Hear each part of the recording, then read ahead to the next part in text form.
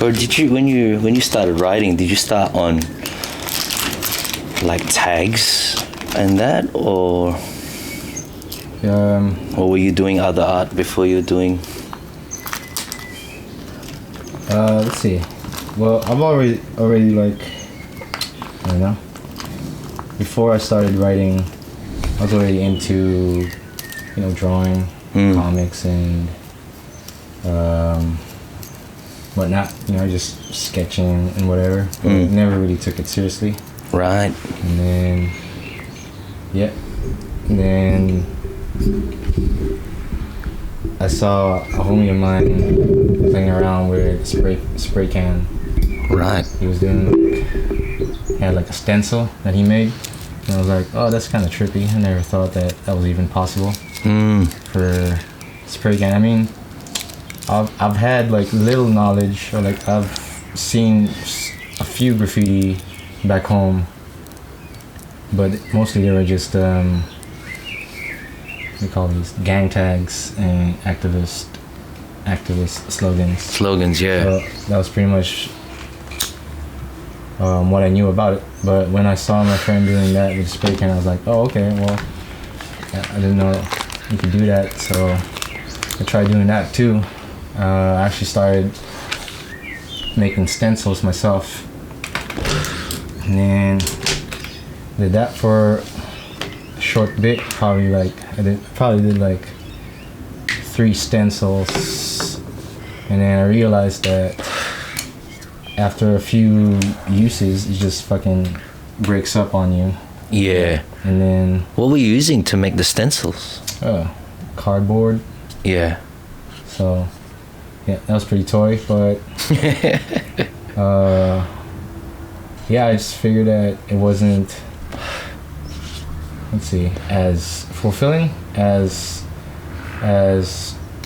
doing tags. I mean, I saw after doing stencils, I saw a few other stuff around, like that's when I started seeing other stuff. I mean, like graph related stuff, like throw ups and tags, and decided to like try it out. And yeah, that's how it happened. I came up with a name. It was actually supposed to be a name for my homie that we were trying to come up with, but then as soon as I mentioned it, I kind of just claimed it for myself. Yeah, dope. Yeah. Because it was just too fresh, huh? Yeah. It was too good to pass up. Yo, that's crazy. Tell me this, man. Like, I can't say that I've seen gang tags here. I've seen activism tags. Yeah.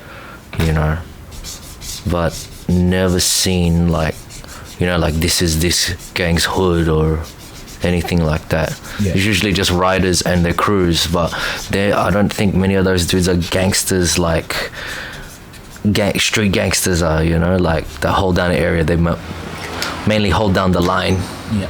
You know what I mean? Yeah. What are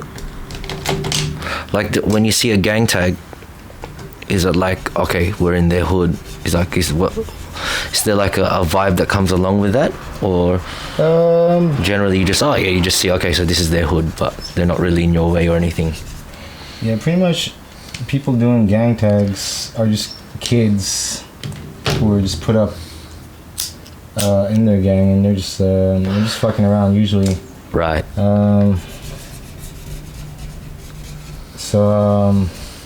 Yeah, I mean, I'm sure there's a huge history behind it.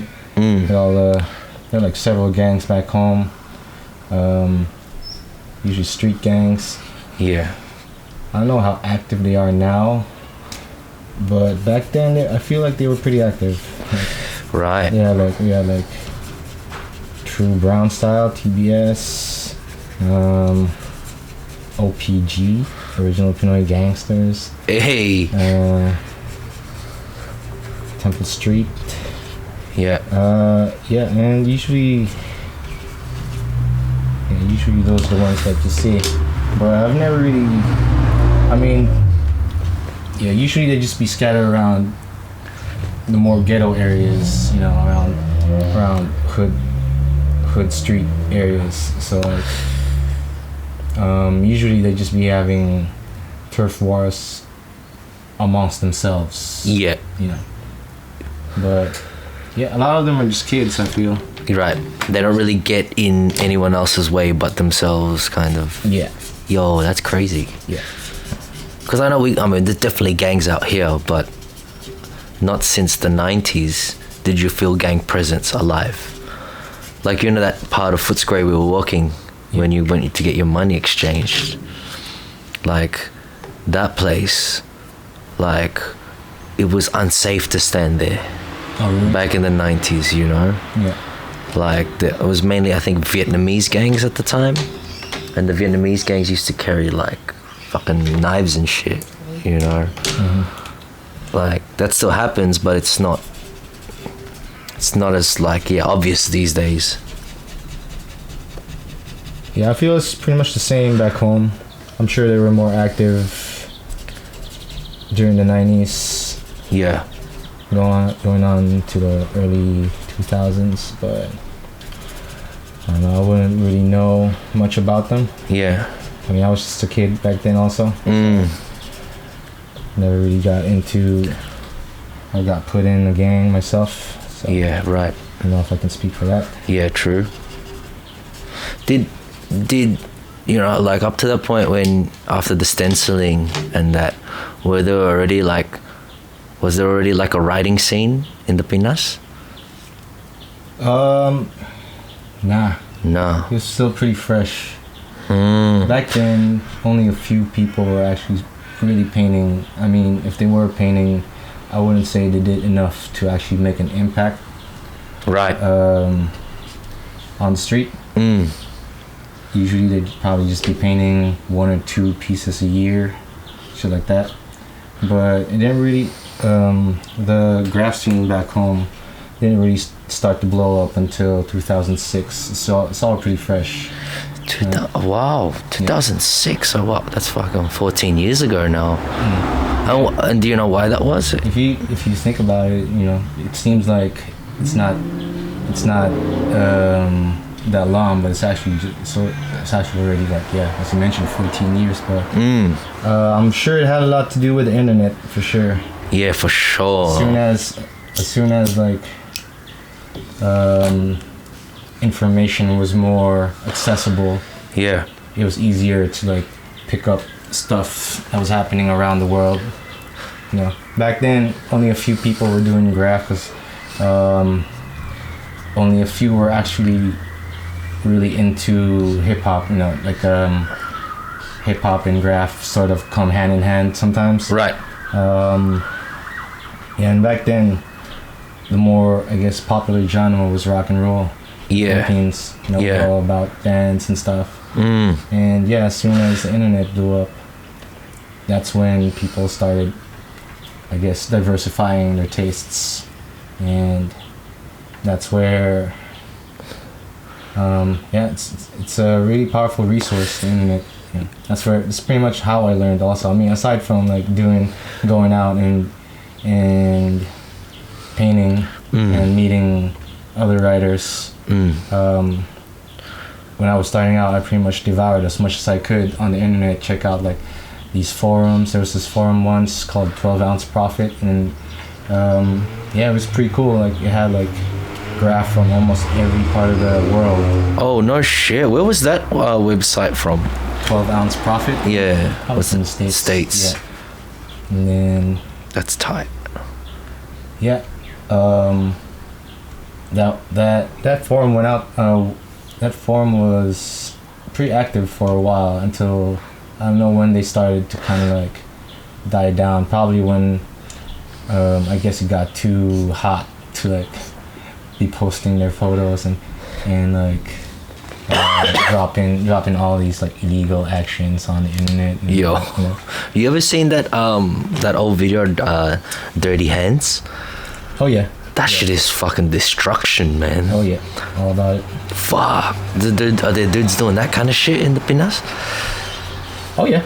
Yeah. Like full vandalism styles, but still graph, you know what I mean? Like, As opposed to like the Brazilian style, which is like, yo, this is not graffiti, this is straight vandalism.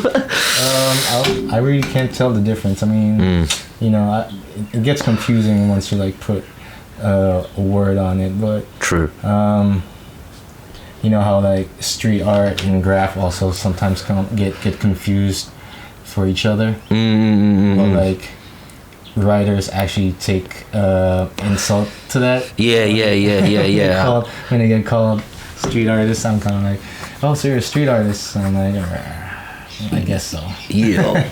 It's interesting how you just kind of like take it on the chin, because I know dudes are like hating on street artists. Yeah. You know, like rolling up to a guy painting in Fitzroy and he's on a ladder doing a mural. Yeah. And he's a writer too, but he's more on the street art. But because of his